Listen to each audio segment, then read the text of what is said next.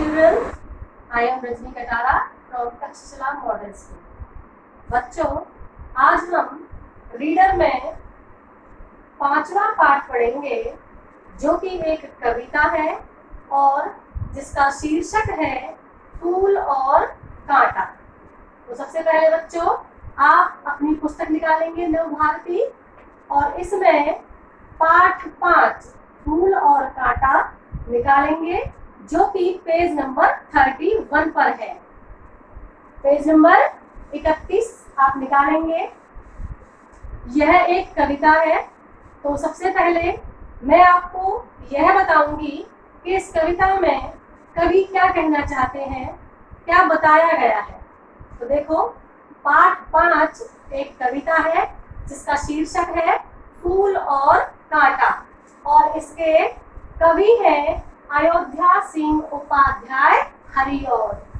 तो समझ में आया कि पाठ का नाम क्या है और इसके कवि का नाम क्या है।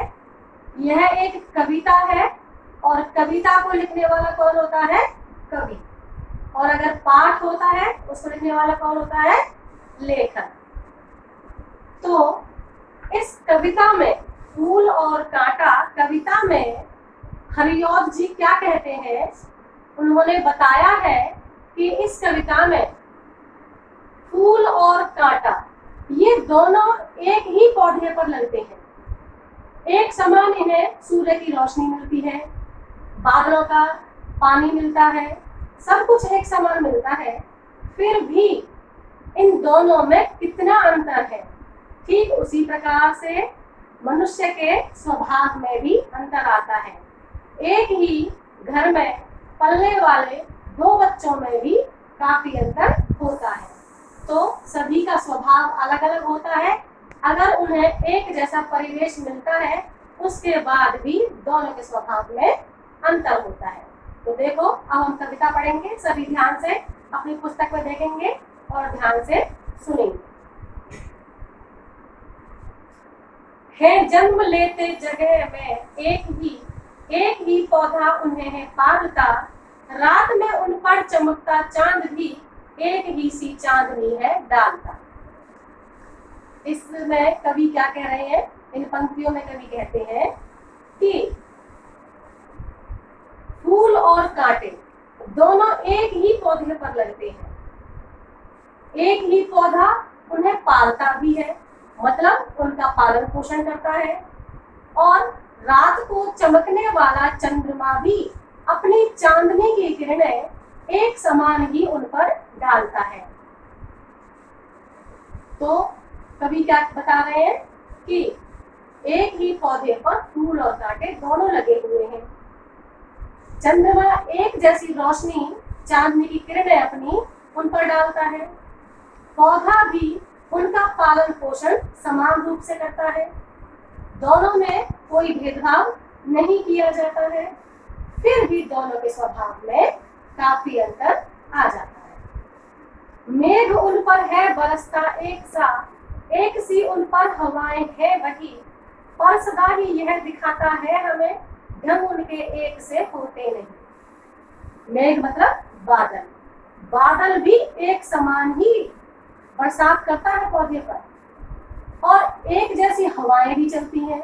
जब हवाएं चलती हैं तो ऐसा नहीं है कि फूल को अलग हवा मिल रही है, कांटे को अलग हवा मिल रही है।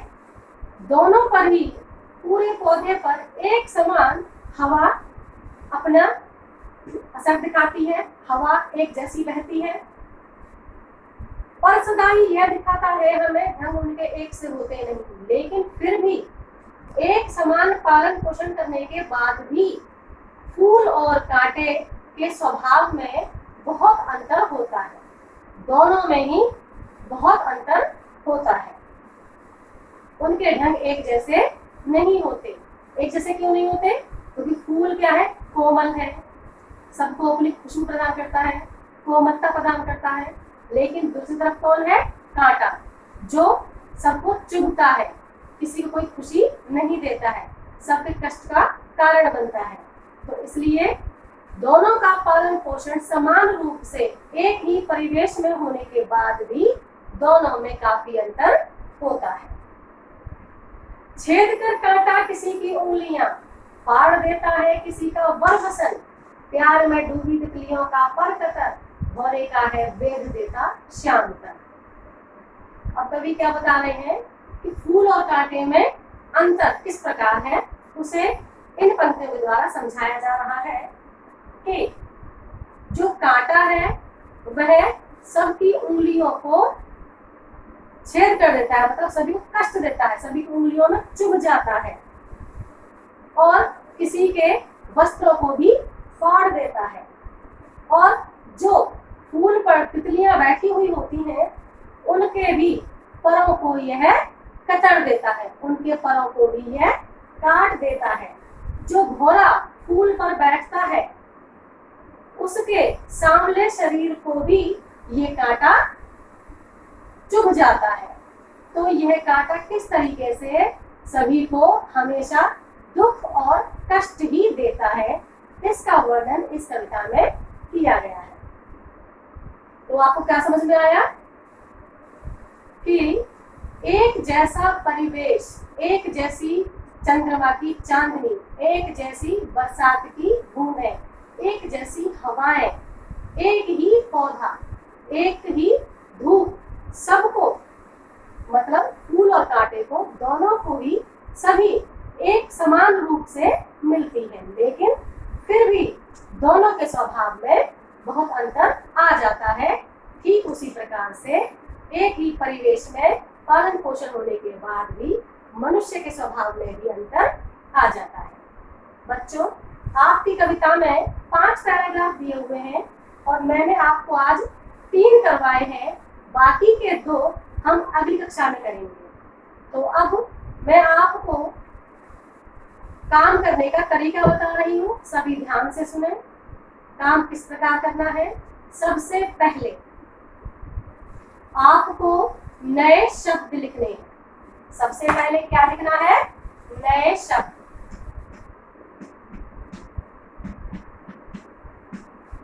सबसे पहले आप नए शब्द लिखेंगे जो कि मैं आपको पीडीएफ में भेजूंगी। उसके बाद आप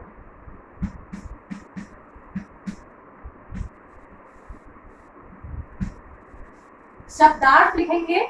ये आपको अपनी पुस्तक में से ही लिखने हैं, अपनी बुक में से देखकर लिखने हैं। उसके बाद आप क्या करेंगे,